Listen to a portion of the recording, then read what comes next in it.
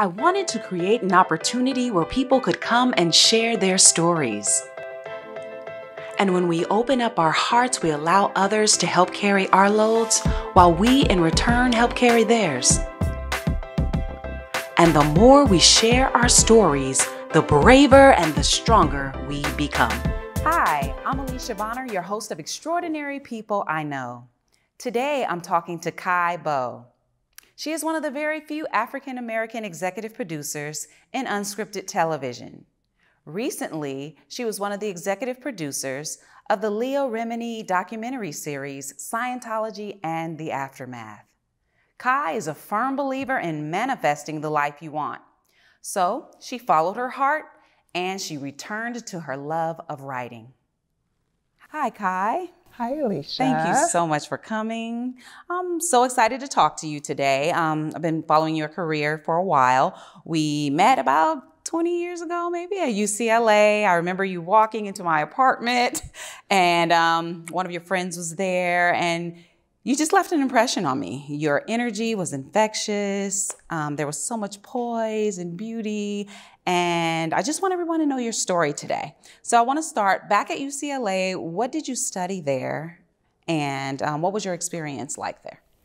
I was actually a sophomore transfer into UCLA, which I think a lot of people, come as freshmen. They all know each other by the sophomore year. Yes. So I came in and everyone was sort of all clicked up and friend up. Nonetheless, I found a great group of friends. Also had some of my friends from the Bay Area had also attended UCLA, and it was a great experience. At that time, there were so many Black students and people of color, which we know is not the case now. Not at all. So, I always tell people that I did African grad and only knew about 10 to 15% of my graduating class because you didn't have to know every Black person. Right. Like, of course, we spoke to each other, but you didn't have to be like, hi, Black person on campus. So, yeah, I had a great experience and I studied psychology.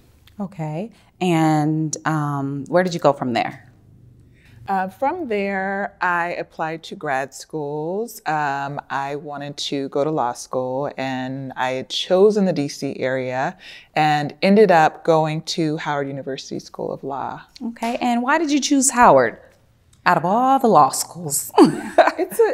Again, I knew that I wanted to be in the DC area. I don't remember how that, there's like things that you get in your head and you have no idea in retrospect why that is.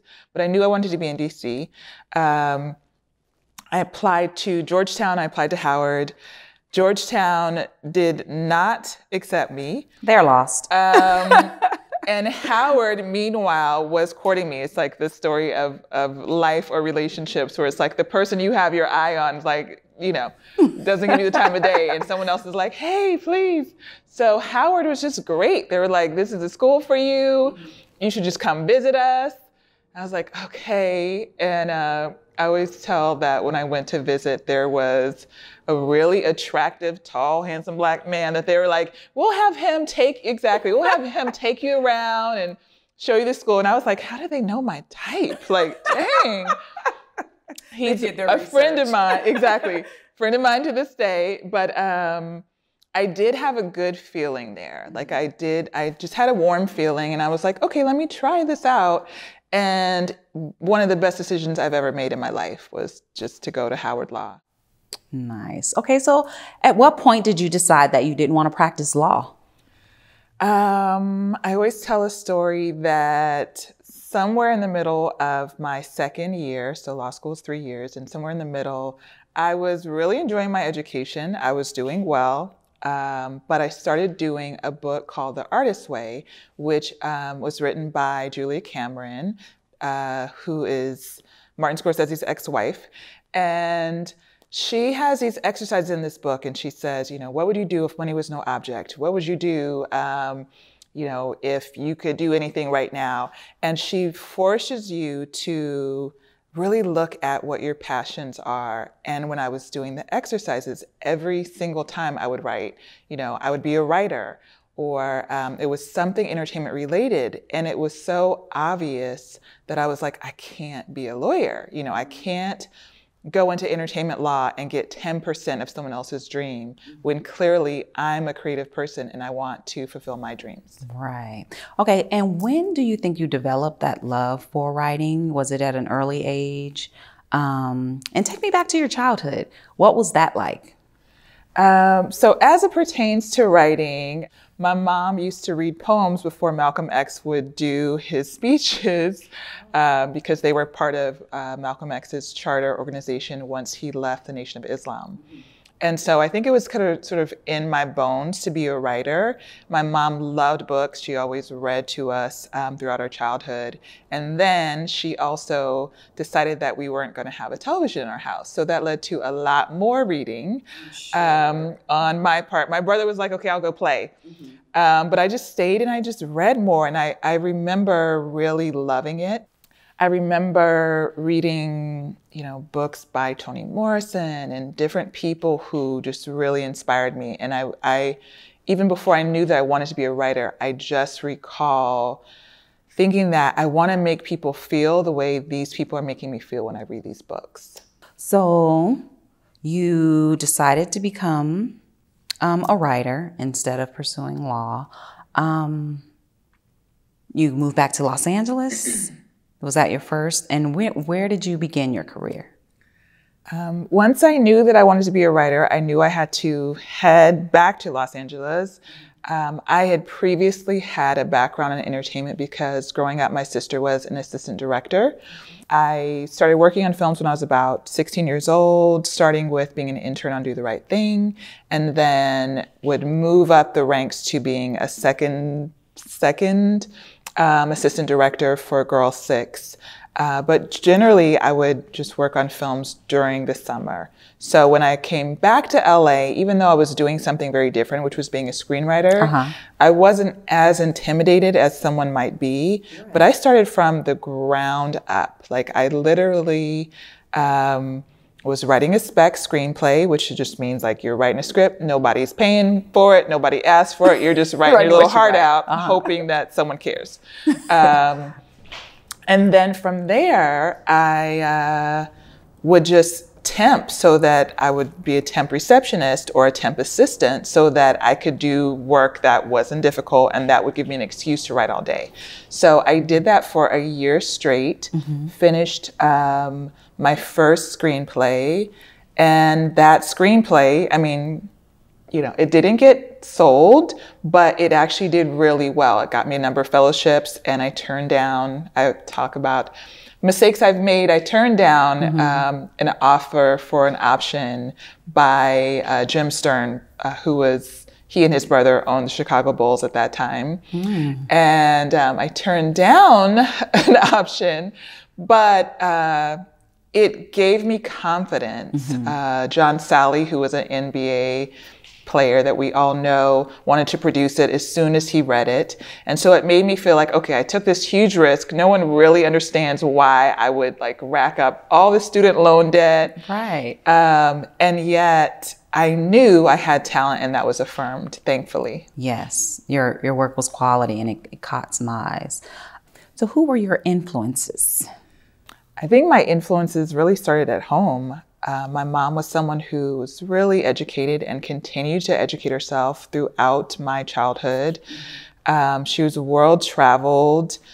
She spoke French. She was a dual Fulbright scholar, both English and French. So I sort of knew that I had this Renaissance woman in my household, and she actually moved us to Malawi, Central Africa, when I was a teenager. And How long were you guys there? We were there for 2 years. And so, yeah, I had this role model in the house of what's possible as a woman, and even just what's expected. Like, it's expected in my family that you get a graduate degree. You know, it's expected that you have an influence on your community. So those are pretty big shoes to fill. Did you feel pressured at that time while you were growing up to live up to her standards, to, at least reach, goals that she had already previously obtained?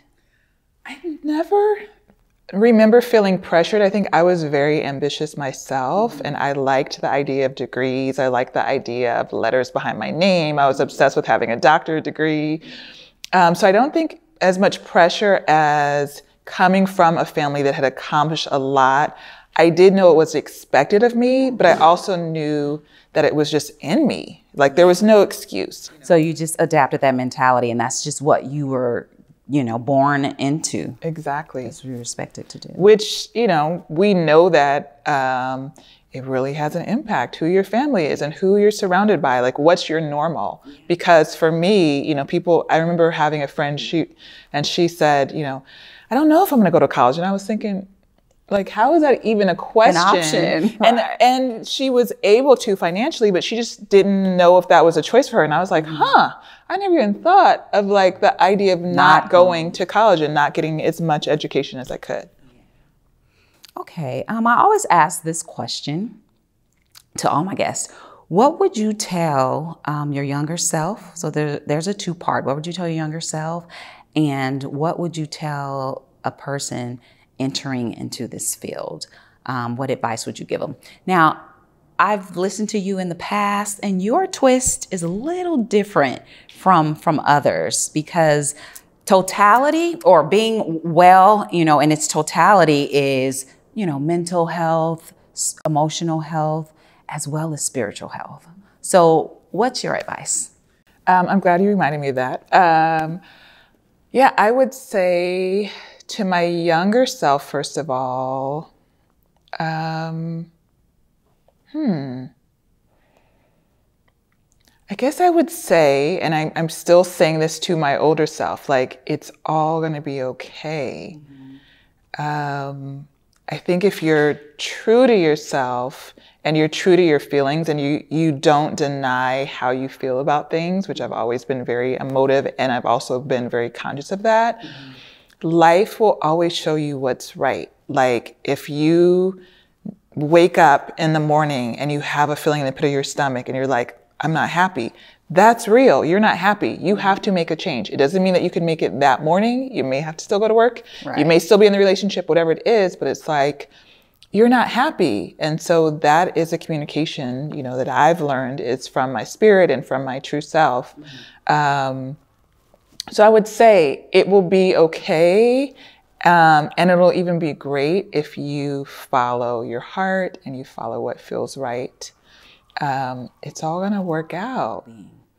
So yeah, that's great. Now, what would you tell the upcoming woman who's entering this field? First of all, there's very few Black women, right, in this field. So after you tell me what you would tell them, how do you navigate too in that environment? I guess I always say about sort of show business in general, it is likely that you will not succeed statistically.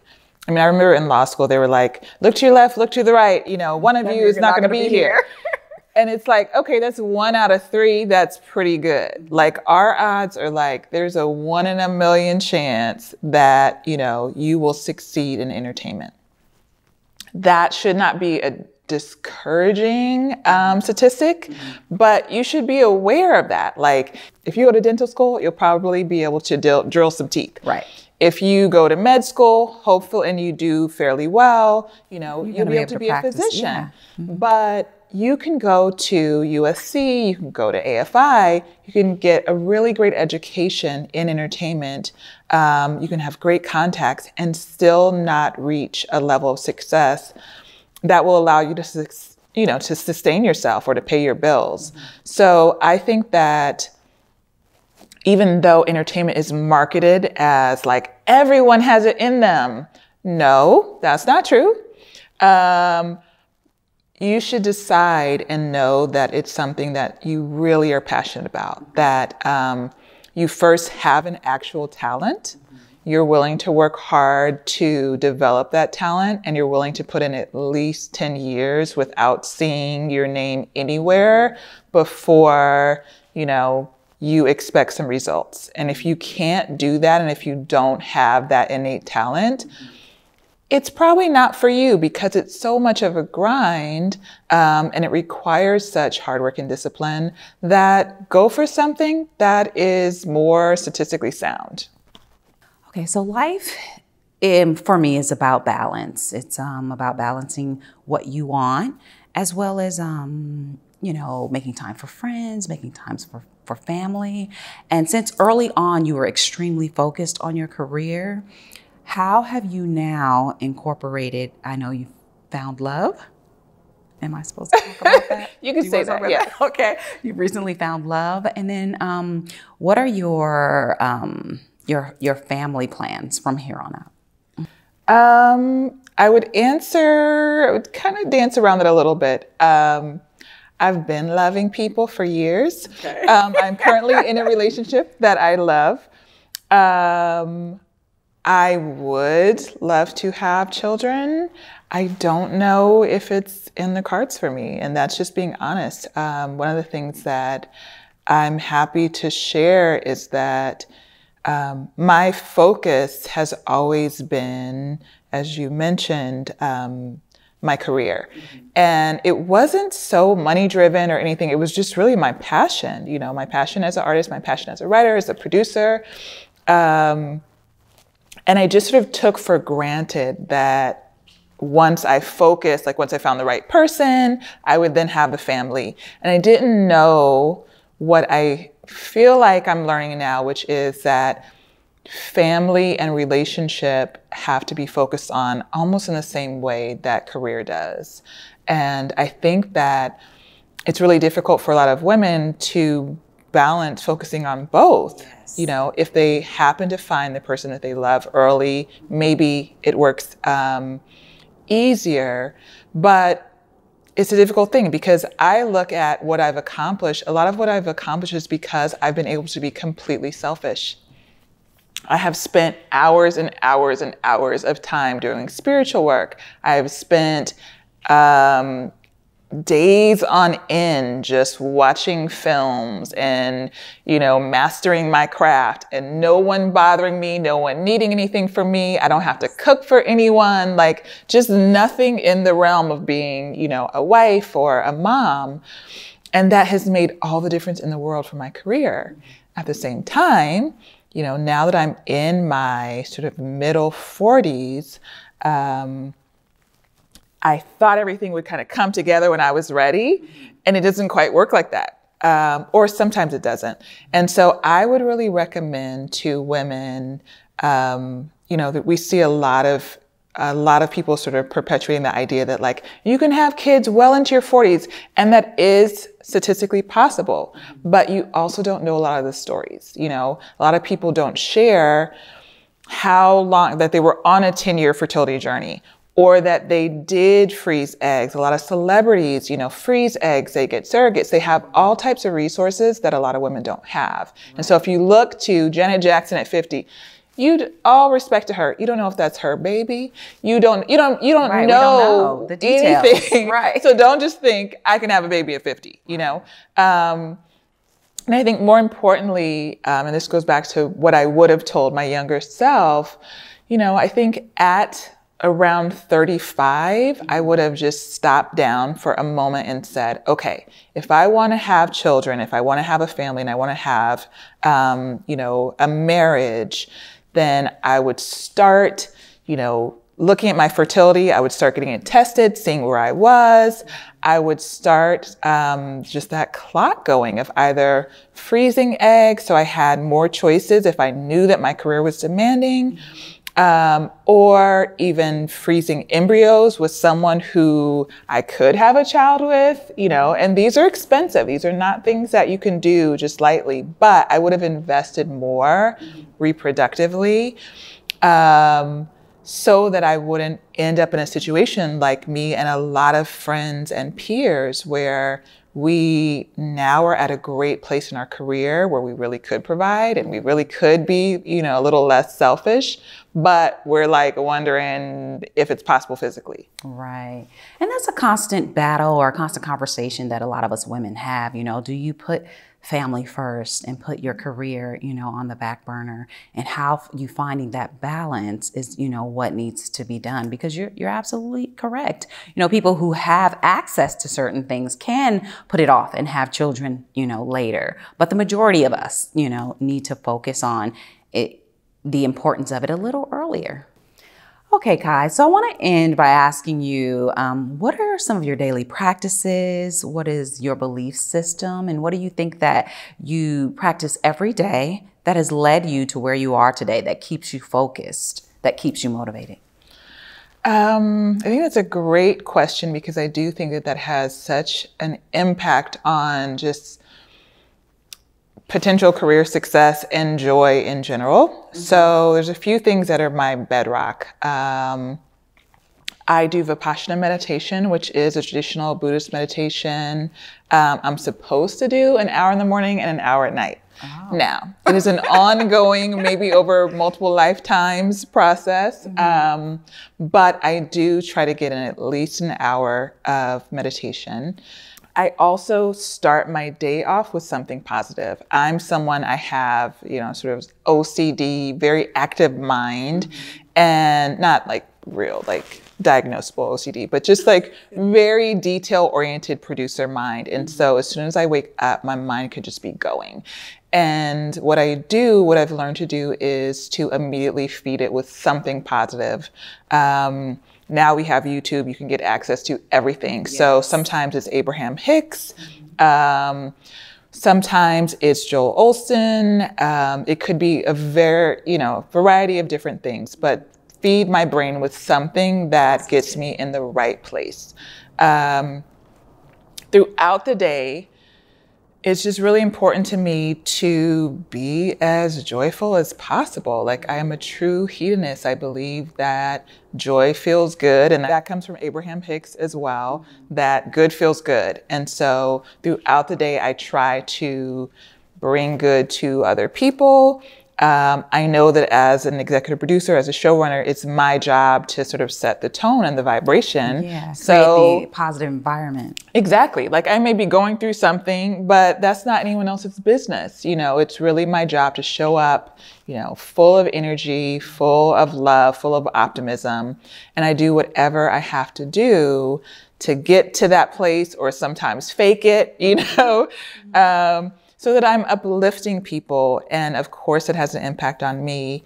One of the things that I've realized is that, earlier I was talking about how difficult or challenging it can be to be in entertainment, and how it's difficult potentially to succeed in entertainment. And I think that what has made all the difference is that I learned years ago how to do manifestation work, and that I have a mind frame that miracles are natural. Mm-hmm. And so everything I do, whether if I'm saying I want to be a multimillionaire, I want to be, the first Black woman who gets the best film Oscar for a documentary. Whatever it is, I actually do believe it's possible, because I believe that we're creating our worlds. And so I continue to set really big goals, and I continue to visualize those goals and use manifestation tools so that they feel natural, so that I actually am like, oh, I'm totally going to be a multimillionaire. That's kind of crazy.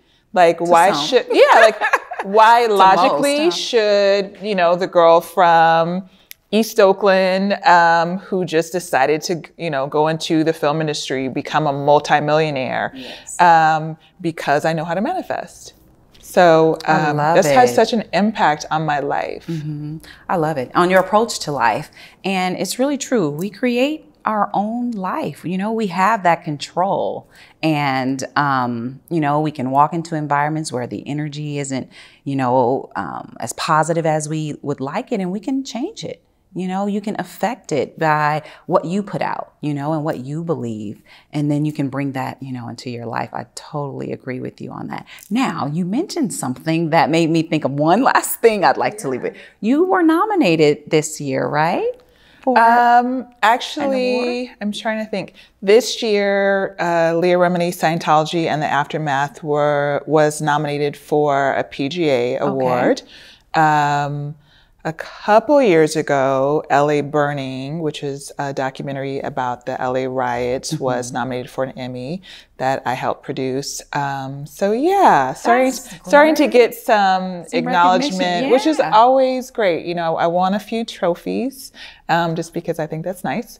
But it's more so, it really is a reflection that the work that I'm doing that I find meaningful is reaching millions of people. Yes. And that is the biggest blessing that I could ever think of, that my thoughts and, you know, things that I've sort of struggled to learn, or perspectives that I have developed over years, now I get to share those with millions of people throughout the world. Yes, that's a great opportunity. Great opportunity. Everybody doesn't get it. Everybody doesn't take advantage of it.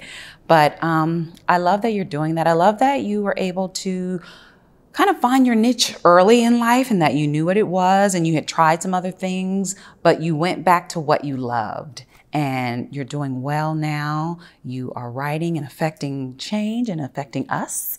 You're a role model, one of the very few Black women in this industry, and it's commendable. And I just thank you for coming. Thank you for sharing your story with us. Thank you so much. And I'm so proud of you also. It's great to see how, you know, we don't have to choose one thing and then just stick with it for the rest of our life. Right. Like, life is ongoing, careers should be ongoing, education should be ongoing. So I'm always really proud when I see my friends, you know, sort of just expanding their repertoire or tapping into some of the dreams that they've had for a while. Thank you. Thank you. Thank you so much. Absolutely, my pleasure.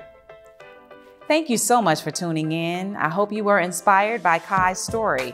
Be sure to catch us again for interviews with more extraordinary people I know.